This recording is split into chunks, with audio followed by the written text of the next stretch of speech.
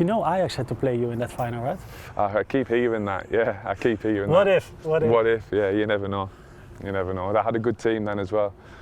Pretty good team.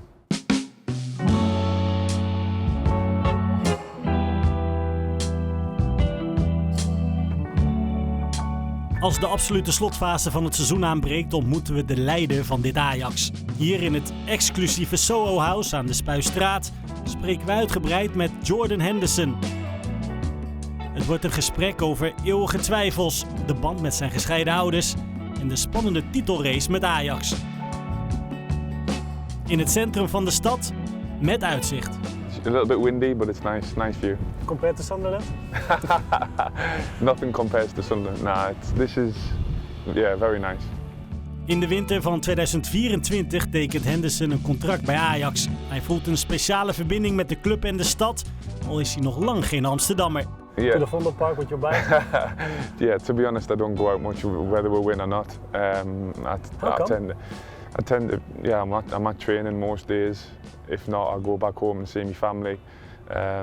So yeah, I get back in late, maybe in an evening, and just like to chill and maybe watch some football. So I don't get to go out too much, but sometimes if the family are over or we have a day off, then maybe I go out for a walk or some food or something.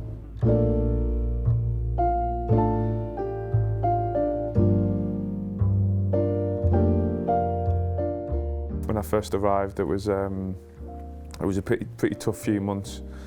Well, it was a longer, tough season, I think, for everyone, but I came in January. It was a tough few months till the end of the season, and a lot of things were up and down and inconsistency. And then from the summer, you know, I feel as though obviously new manager and staff came in, which was a massive help for everyone.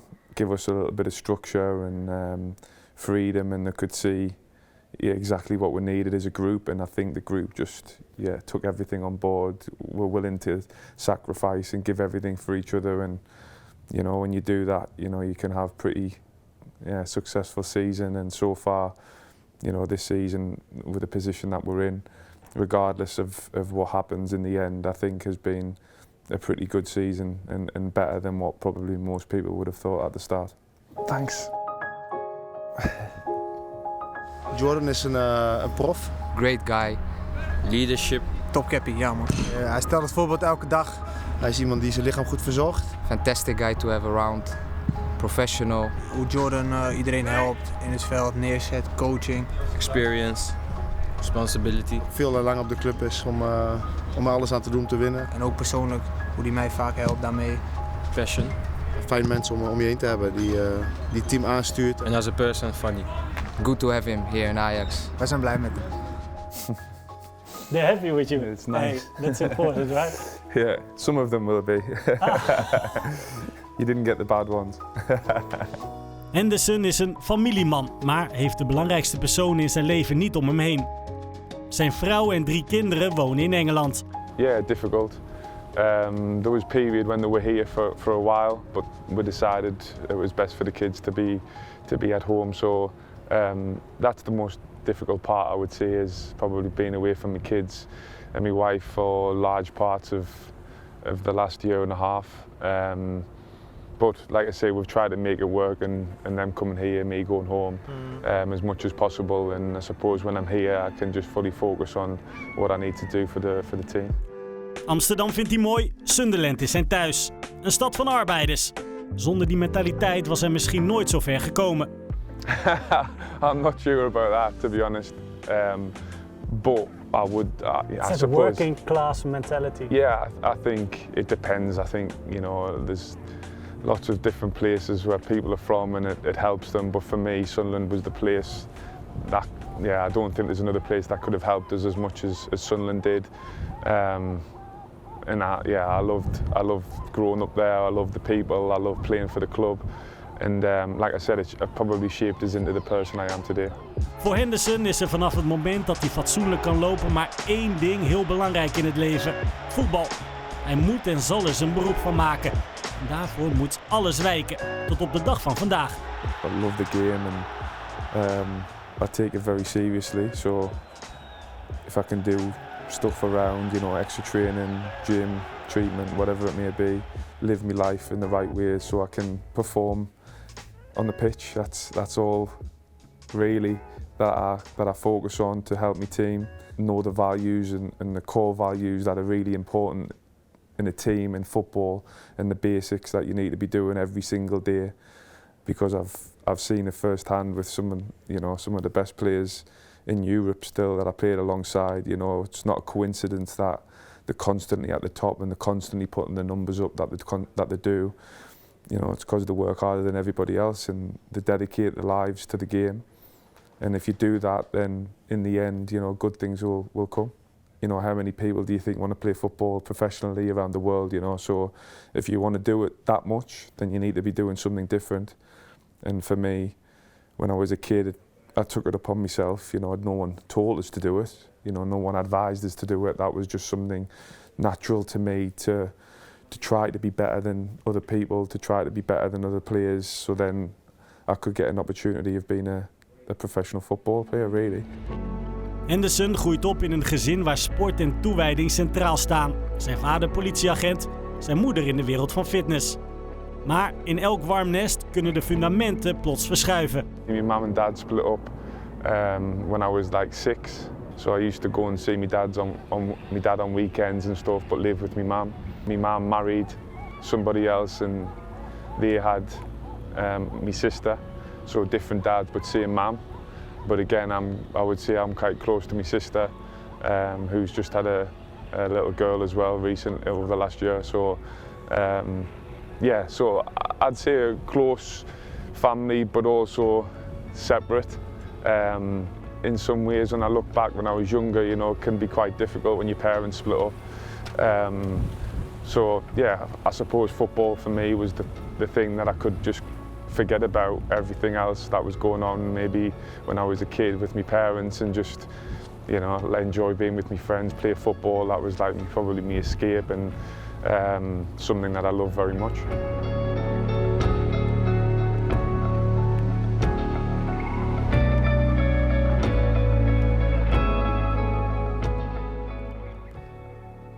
Especially when I was younger, I probably kept myself to myself a little bit more and just did my work in the background, but then as soon as I was on the pitch, then I was probably a different person. But I've always just tried to, you know, keep myself to myself a lot of the time and keep my head down, keep working hard and just concentrate on what I can do to help the team and be the best player that I could be.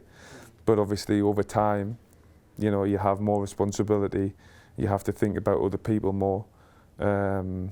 Especially when I became captain, you know, I had to think about the team a lot more and what was best for everybody else as well. So that's when I probably started to come out of my shell a little bit.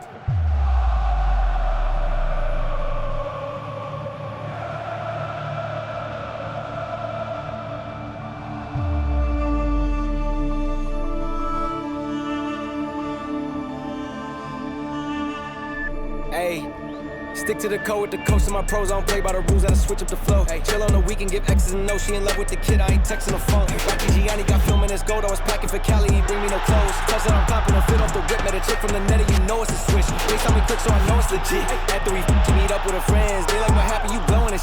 Cracking the game, got the codes and the glitch. I was outside so long, got frostbite. I ain't never stopped, no way, got foresight. I be on tour, my bros, no tour guide. Peter LaFleur and the dog get all mine. As soon as they call my glitch.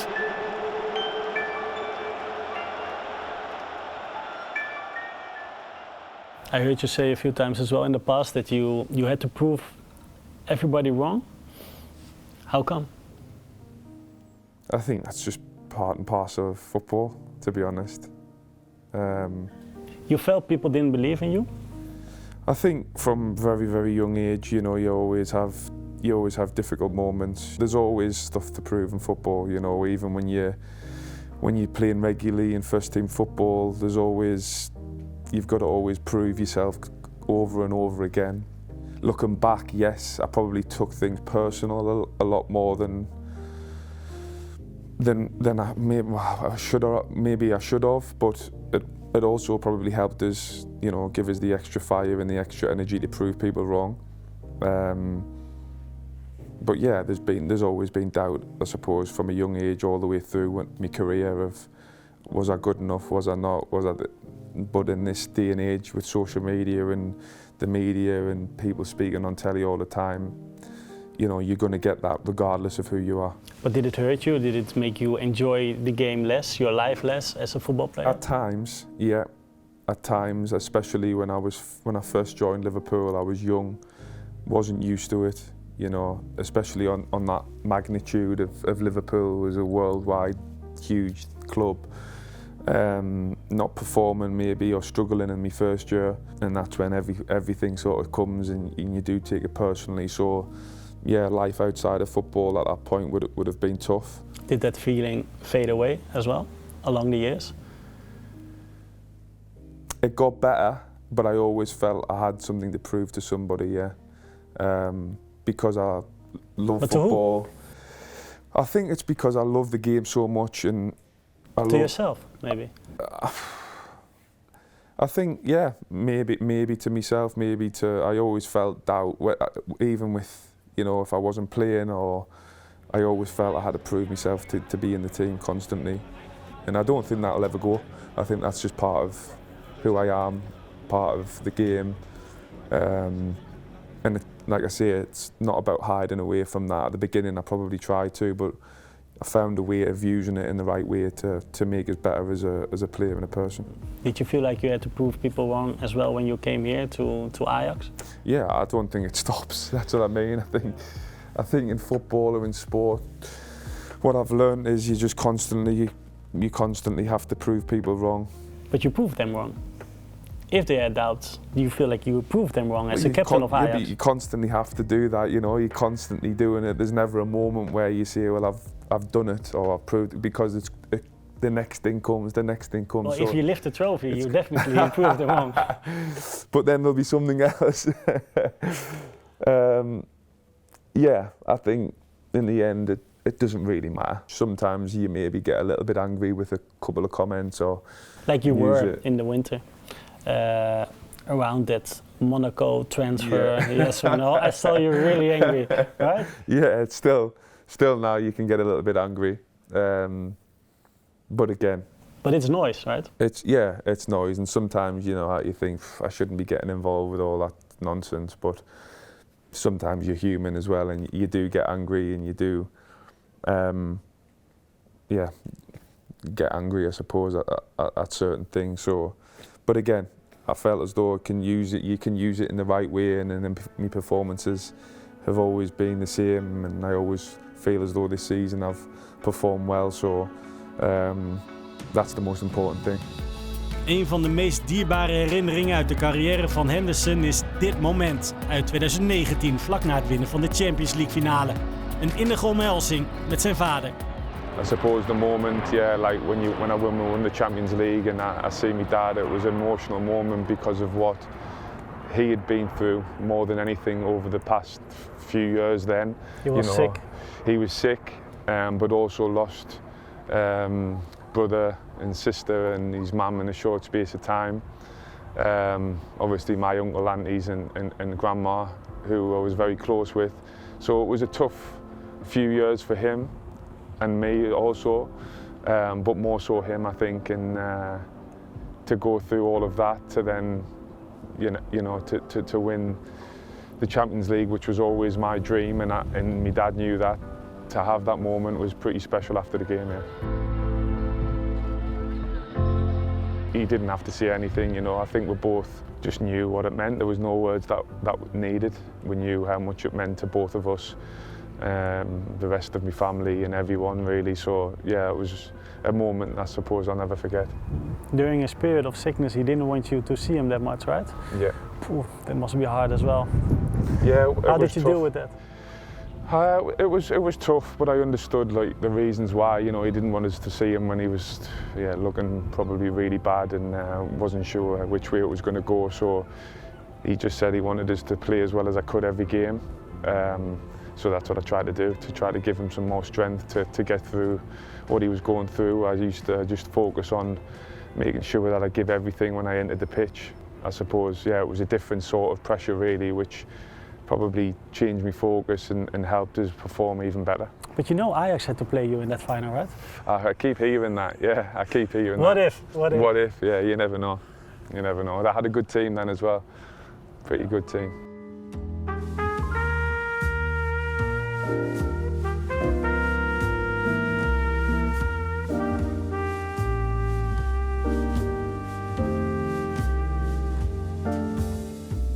You have the bad times, you have good moments when you win trophies and you lift things. But the thing I probably consistently think about is my teammates in different moments in the journey that we had together.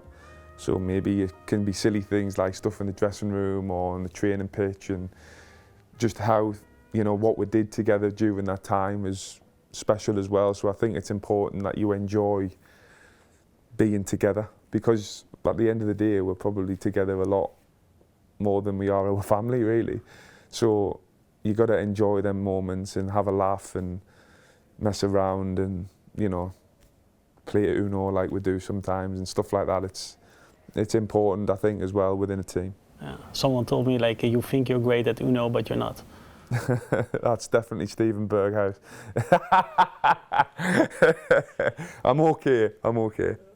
Someone else told me like you always keep standing in the sauna while everybody else is sitting.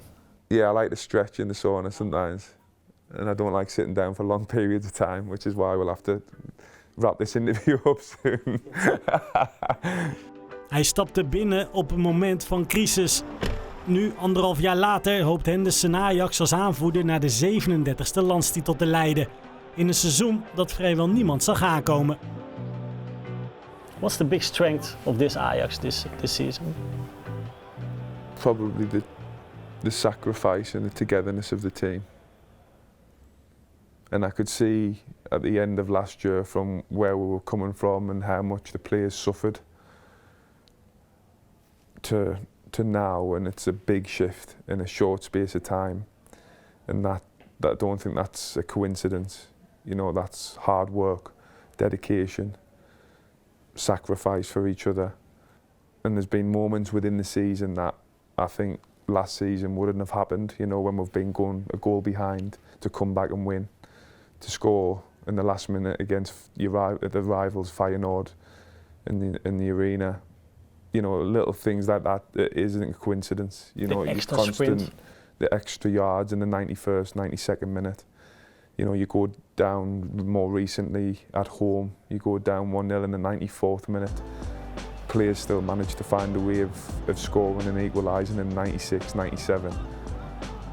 I don't think that's a coincidence when it keeps happening. Maybe once is a one-off. But in the teams, when the experience that I've had, that's not a coincidence. When that becomes a habit, that's because of hard work, because of dedication, because of the togetherness of the team. And that's something that I've seen improve so much over the course of this season.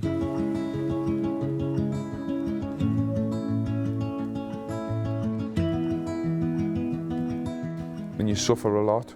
And the manager always, when he first came, and he still mentions it now, about having like the scratches on your arm when and not forgetting about it, but just reminding yourself now and again, like, how much we did suffer at last season or the season before or whatever, the dark moments that players or the team had been in, to use that as fuel and motivation to make sure, that's not going to happen again.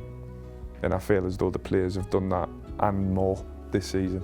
They've remembered the dark moments away at Feyenoord last year, to then coming this season to winning away at Feyenoord, winning away at PSV, winning against PSV and Feyenoord in the arena. I don't think that's happened many times in one season. So again, I think it's been a special season, and I just hope we can finish it well and end it in a special way.